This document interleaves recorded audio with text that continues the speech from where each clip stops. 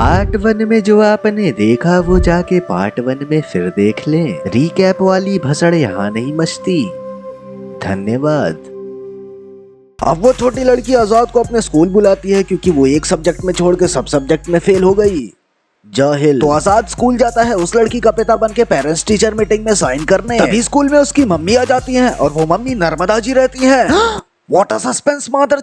इसी के साथ नर्मदा जी और आजाद कुमार माइकल एक दूसरे के प्यार में गिर जाते हैं। दूसरी तरफ आजाद भाई का अगला मकसद है कि हेल्थ मिनिस्टर जिसने एक स्पीच के दौरान बोला था कि उन्होंने सारे गवर्नमेंट हॉस्पिटल को प्राइवेट हॉस्पिटल जैसा बना दिया है, उन्हें मिनिस्टर साहब के अकॉर्डिंग अगर उन्हें गोली लग जाए तो उनका इलाज प्राइवेट हॉस्पिटल के बजाय गवर्नमेंट हॉस्पिटल में होना चाहिए। तो आजाद भाई ने ये भी कर दिया कि मिनिस्टर साहब के लेफ्ट वाले बबले में गोली मरवा के उन्हें गवर्नमेंट हॉस्पिटल ले गए इलाज कराने के लिए। छोटे शब्दों में मिनिस्टर साहब का चूचा पंचर करके उन्हें किडनैप कर लिया गया है आजाद भाई द्वारा। किडनैप करने के बाद देश के हर टीवी पे लाइव जाके देश को बता दिया कि मिनिस्टर साहब को किडनैप कर लिया है। मतलब किडनैप के साथ साथ बेइज्जती भी चोट दी। आजाद ने मिनिस्टर को छोड़ने की 2 शर्तें रखी। पहली शर्त है कि हेल्थ सेक्रेटरी द्वारा 3 साल पहले की गई घटना और घोटाले को मीडिया में आके वो कबूल कर ले। और दूसरी शर्त ये है कि गांड के फोड़े को पिचकाने वाली दवा सस्ती की जाए। हकते समय आंसू निकल आते हैं। दोनों ही शर्तें बहुत ही आसानी से कबूल कर ली गई क्योंकि जिस मिनिस्टर को किडनैप किया गया है वो दुद्दीलाल का जीजा है। दुद्दीलाल इस पिक्चर का मेन विलन है। तो समझो बात को। एक बार फिर मासूम बिजनेसमैन और मिनिस्टर को सताया गया हरामजादी जनता के लिए। आजाद दुद्दीलाल को टारगेट कर रहा और ये बात दुद्दीलाल को ठीक से हकने भी नहीं दे रही। उधर आजाद और नर्मदा जी शादी कर लेते हैं और आजाद ने सोचा है कि वो कोई बच्चा ही नहीं करेगा क्योंकि आर्यन खान से बहुत परेशान है वो।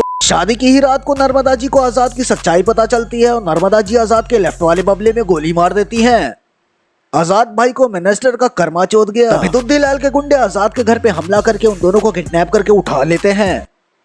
एक और कर्मा चौथ गया भाई को। उधर आजाद की नारी संगठन भी आजाद की तलाश में निकल जाती है। दुद्दीलाल के गुंडे आजाद से बदला लेने के लिए नर्मदा जी को गोली मार देते हैं पर उनकी सांसें चल रही होती हैं और उनको जान से मारने के लिए जैसे ही विनोद गन तानता है उसके हाथ पे एक हथौड़ा आके लगता है। ऑडियंस सोचती है कि थॉर आ गया पर थॉर को भी 30 सालों से अपनी झांटों में दबा के रखने वाला आ गया था विक्रम राठौड़।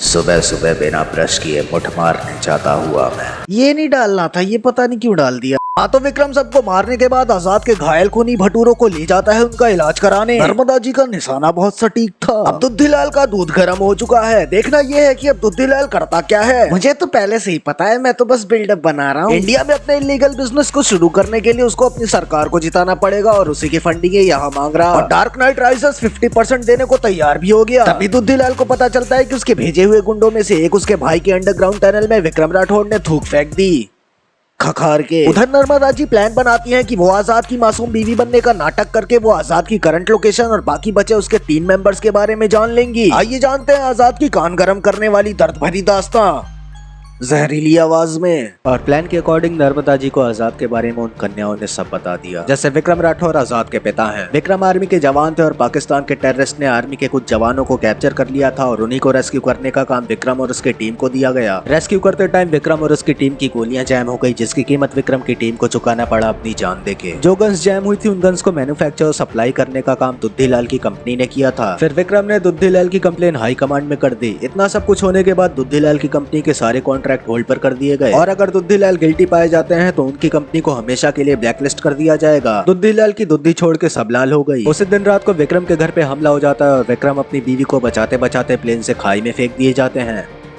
यहाँ पे चुदा लॉजिक। और विक्रम की बीवी को पुलिस वाले को जान से मारने के जुर्म में जेल में बंद कर दिया जाता है। जब ये सब हुआ तो विक्रम की बीवी प्रेग्नेंट थी और रही बात विक्रम की तो उसे गद्दार घोषित कर दिया गया देश के इंटेल i9 प्रोसेसर दुश्मनों के साथ बांटने के जुर्म में। विक्रम खाई से गिरने के बाद अपनी याददाश्त भी खो देता है और उसकी बीवी को फांसी की सजा हुई। इनके परिवार पे शनि भारी है पर क्योंकि वो प्रेग्नेंट थी तो बच्चा पैदा होने से 5 साल से पहले उनको फांसी नहीं दी जा सकती। यही हमारा लॉ कहता है। हमारी वीडियो में ज्ञान की बातें भी होती हैं चुदाई के साथ साथ। कुछ महीनों बाद आजाद पैदा हुआ। आजाद के 5 साल होते ही उसकी माँ को फांसी दे दी गई। 5 साल बड़ी जल्दी हुआ मादरचोद। जिस जेल में आजाद की माँ को फांसी दी गई थी कई सालों बाद उसी जेल का जेलर आजाद बन गया। अब आगे। हाँ तो आजाद होश में आते ही अपने पापा को अपने सामने देख के भावुक हो जाता है। फिर उनकी कुछ गुलाबी मीठी बातें हुई जिसको सुन के मेरा लंड खड़ा हो गया, इसीलिए मैं नहीं सुनाऊंगा वो बातें। उधर दुद्दीलाल को सरकार पलटने के लिए जो पैसे मिलने वाले थे वो पैसे भी उसे मिल जाते हैं। रही बात नर्मदा जी की तो उनके प्लान पे उनका असिस्टेंट लड़वी मूत देता है क्योंकि वो दुद्दीलाल के लिए काम कर रहा था। व्हाट अगेन सस्पेंस मादर। दुद्दीलाल लड़वी को नर्मदा जी की बेटी को मारने का ऑर्डर दे देता है, पर उसकी बेटी को विक्रम चीचा बचा लेते हैं। और रही बात नर्मदा जी की, तो उन्हें आजाद बचा लेता है, पर अपनी ही टीम की मेंबर को नहीं बचा पाता। फिर नर्मदा जी डिसाइड करती है कि वो उस लड़की के लिए लड़ेंगी जिसका उन्हें अभी नाम भी नहीं पता। दुद्दीलाल का सत्ता पलट करने वाला पैसा भी निकल चुका है इलेक्शन कैंडिडेट्स के पास। आजाद और विक्रम उसी ट्रक को चुराने का प्लान बनाते हैं। ट्रक चुराते चुराते चूतर का कालापन गोरेपन में तब्दील हो गया, पर किसी तरह ट्रक चोरी कर लिया। दुद्दीलाल का टट्टा दुद्दीलाल को बताता है कि उन्होंने आजाद को पकड़ लिया, पर वो आजाद नहीं विक्रम था। इन्होंने मूवी देखी होती तो इन्हें भी पता चल जाता कि आजाद का डबल रोल है। चूती विक्रम और विक्रम के साथियों का टॉर्चर करना शुरू ही करता है, तभी आजाद टीवी पे लाइव आ जाता है। डबल रोल देख के दुद्धी की बुद्धि चटक गई। आजाद को लाइव देख के जनता ऐसे पागल होती है जैसे उन्होंने बीटीएस का मटकता आंट देख लिया। अब नर्मदा जी तो है नहीं आजाद से नेगोशिएट करने के लिए, तो इसीलिए नेगोशिएट करने के लिए आते हैं मुन्ना भाई। नीट कैंसिल हो गया, वरना एमबीबीएस भी लगा देता। मुन्ना भाई 100 लोगों को जेल के अंदर भेजते हैं और कहते हैं कि देखते ही गोली मार दो टकले को। 100 लोग घुस तो जाते हैं आजाद को मारने के लिए, पर उनमें से एक बंदा चड्डी में कड़क बम्बू लेके बाहर आता है जेल से। गांड फटी में लौंडा बताता है कि जेल के अंदर एक टकला और 6000 लड़कियां हैं, इसलिए चड्डी में बाहर आना पड़ा। आजाद भाई का इस बार का मकसद है कि उनकी नारी शक्ति इस देश की सारी ईवीएम मशीन चुरा लेंगी। ईवीएम मशीन चुराने के बाद हेड ऑफ स्टेट से 53 फैक्ट्रीज को बैन करने की मांग की गई। मांग में सिंदूर डलने के बाद ही वो ईवीएम मशीन वापस करेगा। हेड ऑफ स्टेट और उनके स्टाफ के मुताबिक आजाद का तरीका गलत है, पर मांग अच्छी होने की वजह से सारी फैक्ट्रीज को बैन कर दिया गया। सेम यही चीज अगर मैं करता तो पुलिस मेरे नारियल खोल देती। उसके बाद आजाद अपने असली रूप में आके जनता को कहता है कि जब तक पैसे ना मिले तब तक किसी को वोट मत देना। तभी दुद्दीलाल विक्रम और अपने लोगों को लेके उसी जेल में आ जाता है जिसमें पुलिस तक नहीं घुस पाई। फिर विक्रम और आजाद वीएफएक्स वाला डबल रोल एक्शन दिखा के दुद्दीलाल का दूध निकाल देते हैं। अंत में दुद्दीलाल को उसी जगह फांसी दे दी गई जहाँ पे आजाद की माँ को लटकाया गया था। इन सब के बाद आजाद की माँ गई कॉफी विद करण में, और इसी के साथ हैप्पी एंडिंग हो गई। मूवी को देखने वाला हर इंसान थिएटर से खड़े के साथ बाहर निकला। अगर इस वीडियो को देखते समय आपके उस्ताद ने हल्की सी भी हरकत पकड़ी हो तो इस वीडियो को लाइक कर दें। मिलते हैं अगली वीडियो में, धन्यवाद।